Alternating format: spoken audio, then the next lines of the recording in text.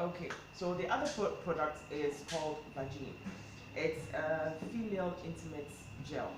So what it does is that it helps with the self-cleaning and self-defense mechanism of the vagina, and it helps to balance the vaginal pH. 25% of all women have something we call bacterial vaginosis, itchiness, redness, discharge, foul odor. So that's 25% of the world's female population who need this product. All right. So it comes in a box like this. The box has 6 of these tubes. In the tube, it's hermetically sealed. Looks like that. Okay. And this is what Vaginne looks like. All right. So there's a seal at the bottom.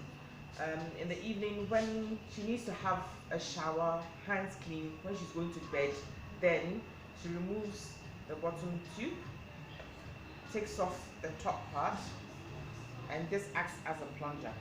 So she lies down, and then this is inserted into her vagina about this much, okay? And then you push, the gel is pushed out of the plunger, and it's one application per use. So everything needs to be used immediately.